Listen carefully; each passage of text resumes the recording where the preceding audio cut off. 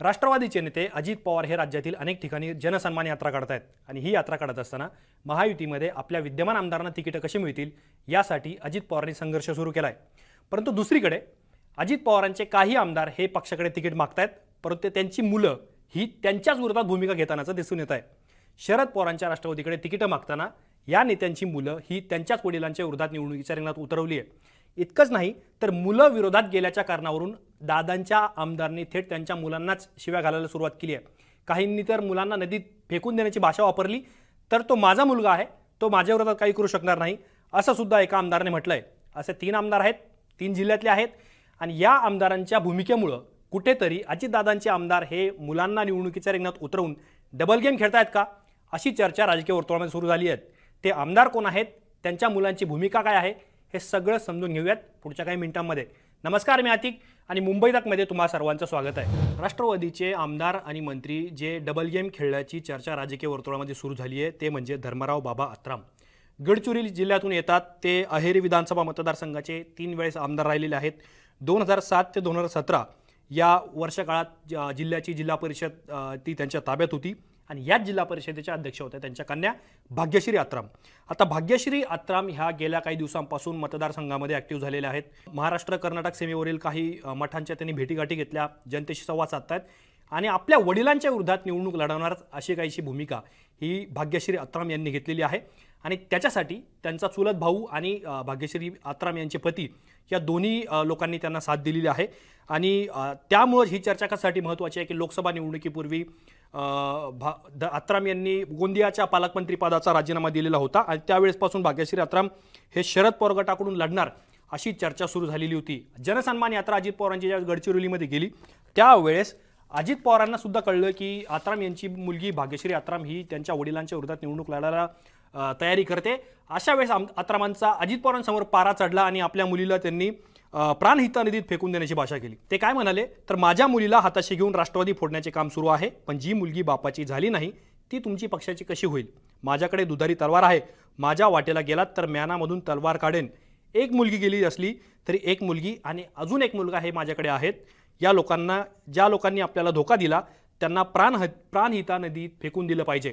आपल्या स्वतःच्या मुलीला जी आपल्या विरोधात भूमिका घेते त्यांना प्राणहिता नदीत फेकून देण्याची भाषा ही करतायत धर्मराव बाबा आत्राम, जे राष्ट्रवादी अजित पवार गटाचे आमदार आहेत आणि सध्याच्या सरकारमध्ये मंत्री आहेत।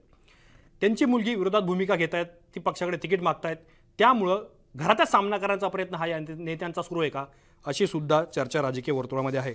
दुसरे नेते आहेत नरहरी झिरवाळ, जे विधानसभेचे उपाध्यक्ष आहेत।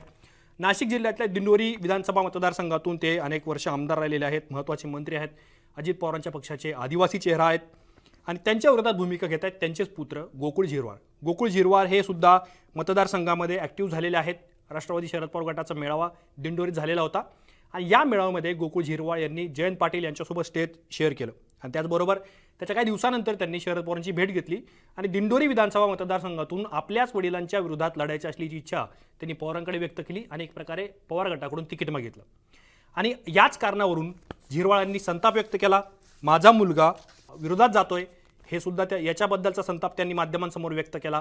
ते म्हणतात की तुम्ही गोकुळची चिंता करू नका, तो माझा मुलगा आहे, मी त्याचा बाप आहे, तो माझा बाप नाही आहे, तो माझ्या शब्दापुढे जाणार नाही, मी त्याची समजूत काढण्याचा प्रयत्न करेन, मी काल आज आणि भविष्यात शेवटपर्यंत अजित पवारांबरोबरच असेल, याबाबत माझ्या मनात कुठलेही दुमत नाही।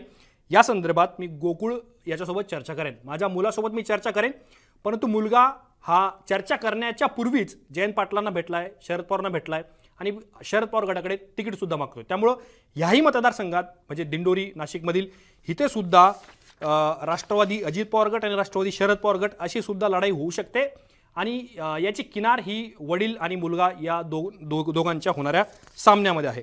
तिसरा जो सामना आहे तो म्हणजे सिंदखेड राजा बुलढाणा जिल्ह्यातील राजेंद्र शिंगणे हे राष्ट्रवादी अजित पवार गटाचे आमदार आहेत। ज्यावेळेस राष्ट्रवादीमध्ये बंड झालेलं होतं, अजित पवारांनी देवेंद्र फडणवीस यांच्यासोबत जी तीन दिवसांचं सरकार बनवलं, त्या सगळ्या बंडामध्ये राजेंद्र शिंगणेंची भूमिका सुद्धा महत्त्वाची राहिलेली होती। ते शपथविधीचे गेले आणि पहिल्यांदाच ते शरद पवारांसोबत यशवंतराव चव्हाण सेंटरला आले, त्यामुळे तिथेही त्यांचं नाव समोर आलेलं होतं आणि आता राजेंद्र शिंगणे हे दुसऱ्यांदा ज्यावेळेस अजित पवारांनी बंड केलं त्यांनी दादांना साथ दिली आणि त्यानंतर ते आता बुलढाण्यातील अजित पवारांचे अत्यंत विश्वासू आमदार मानले जातात, ते सुद्धा पुन्हा एकदा निवडणुकीच्या रिंगणात उतरण्याची तयारी करतायत।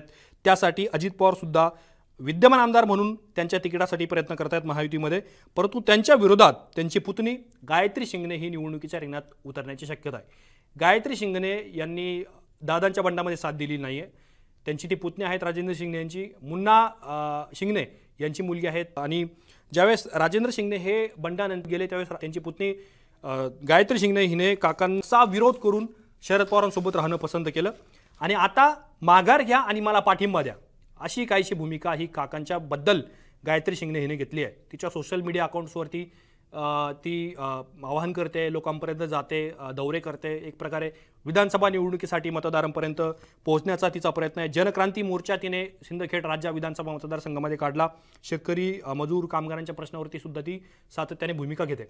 हे 3 उदाहरणं आपण बघितली. धर्मराव बाबा आत्राम, राजेंद्र शिंगणे आणि नरहरी झिरवाळ हे 3 राष्ट्रवादीचे आमदार किंवा मंत्री असे आहेत ज्यांचे चिरंजीव, पुतणे किंवा त्यांचे मुलं हे निवडणुकीच्या रिंगणात उतरण्याच्या तयारीत आहेत वडिलांच्या विरोधात शरद पवारांच्या पक्षाकडून. म्हणजे मूळ राष्ट्रवादी जी पूर्वी युनायटेड राष्ट्रवादी होती, हे सगळे नेते त्याच्यामध्येच होते, पण बंडानंतर वडील अजित पवारांसोबत गेले आणि मुलांना त्यांचा तो निर्णय मान्य नाही आहे म्हणून मुलं हे निवडणुकीच्या रिंगणात उतरण्याची तयारी करतायत. त्यामुळेच आता राजकीय वर्तुळामध्ये चर्चा अशी सुरू आहे, ज्या पद्धतीने गजानन कीर्तिकर यांनी त्यांचा मुलगा अमोल कीर्तिकर हे ठाकरे गटात गेले आणि गजानन कीर्तिकर यांच्यावरती आरोप झाले की गजानन कीर्तिकर हे डबल गेम खेळतायत. लोकसभेला हा आरोप झालेला होता आणि आता विधानसभेला राष्ट्रवादी पक्षामध्ये ज्या 3 आमदारांच्या बद्दल वेगवेगळ्या गोष्टी घडतायत त्यामुळे सुद्धा राष्ट्रवादीमध्ये अशी चर्चा सुरू झाली आहे की राष्ट्रवादीचे 3 आमदार मुलांना पुढे करून, मुलांना लढवून डबल गेम खेळतोय का.